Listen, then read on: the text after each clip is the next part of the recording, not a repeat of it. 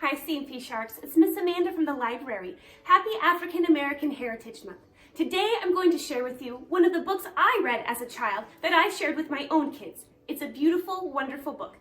Don't make fun of my singing and follow the drinking gourd.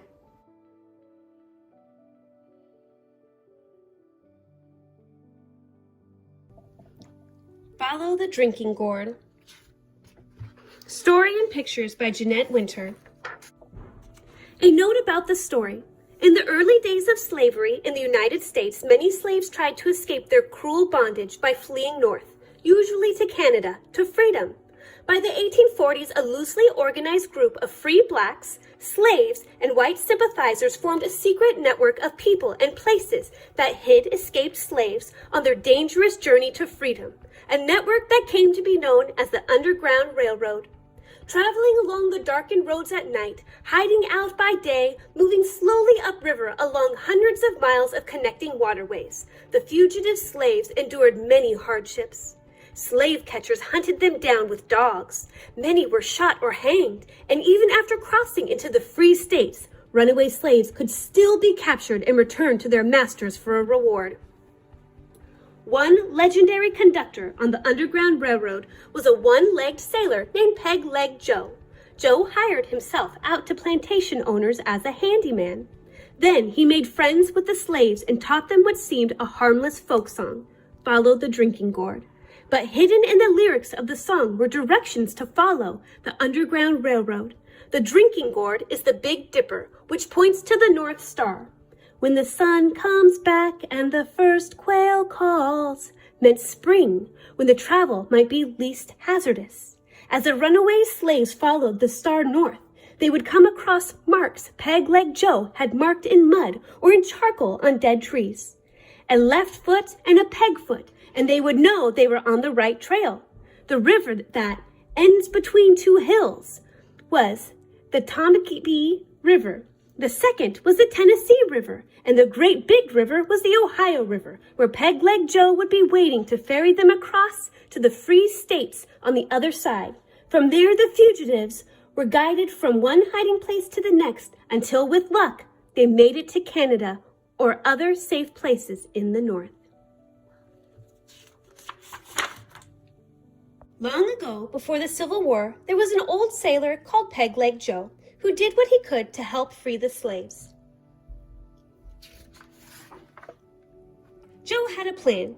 He'd use hammer and nail and saw and work for the master, the man who owned slaves, on the cotton plantation. Joe had a plan.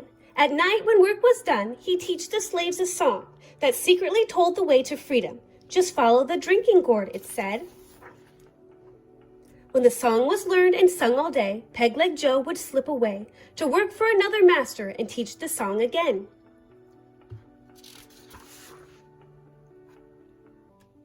One day, a slave called Molly saw her man James sold to another master.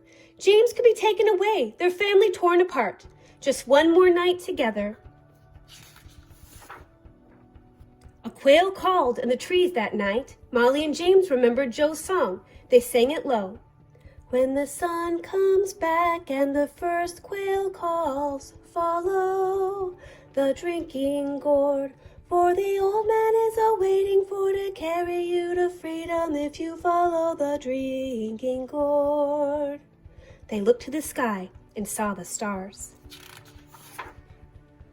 Taking their little son Isaiah, old Hattie, and her grandson George, Molly and James set out for freedom that very night. Following the stars of the drinking gourd, they ran all night through the fields till they crossed the stream to the woods. When daylight came, they hid in the trees, watching, listening for the master's hounds set loose to find them. But the dogs lost the runaway scent at the stream, and Molly and James and Isaiah, old Hattie and young George were not found. They hid all day in the woods. At night, they walked again, singing Joe's song and looking for the signs that marked the trail. The river bank makes a very good road. The dead trees will show you the way. Left foot, peg foot, traveling on. follow the drinking gourd. Walking by night, sleeping by day, for weeks they traveled on. Sometimes berries to pick and corn to snatch, sometimes fish to catch, sometimes empty bellies to sleep on, sometimes no stars to guide the way. They never knew what lay ahead. There was danger from men who would send them back, and danger from hungry beasts, but sometimes a kind deed was done. One day, as they hid in a thicket, a boy from a farm found them.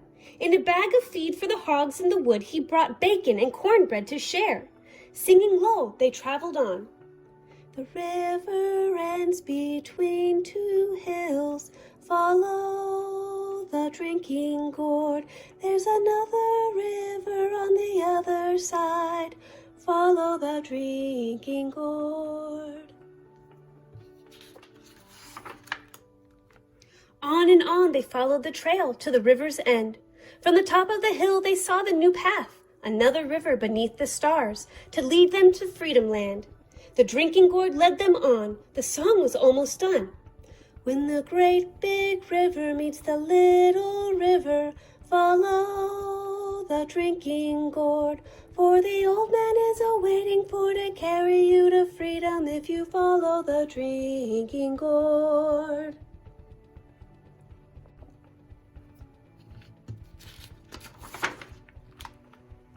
Then they climbed the last hill. Down below was Peg-Leg Joe, waiting at the wide Ohio River to carry them across. Their spirits rose when they saw the old man. Molly and James and Isaiah, old Hattie and George ran to the shore. Under a starry sky, Joe rowed them across the wide Ohio River. He told them of hiding places where they would be safe. A path of houses stretched like a train on a secret track leading north to Canada.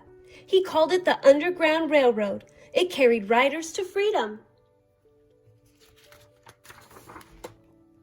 The first safe house stood on a hill. The lamp was lit, which meant it was safe to come.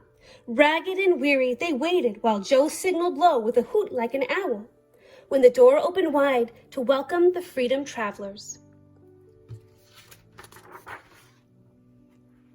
They were rushed through the house to the barn, for the farmers knew there were slave catchers near. A trap door in the floor took them under the barn to hide till it was safe to move on. Then Peg-Leg Joe went back to the river to meet others who followed the drinking gourd.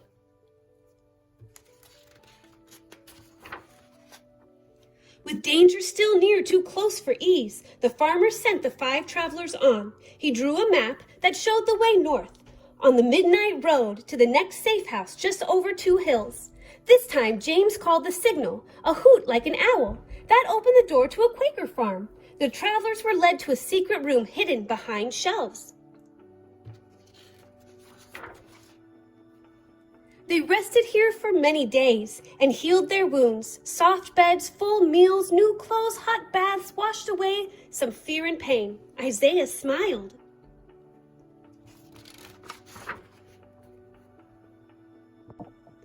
When they were strong, they traveled again, from house to house on the underground trail, still following the drinking gourd north. Sometimes they traveled on foot, sometimes by cart. The wagon they rode near the journey's end carried fruit to market and the runaways to freedom.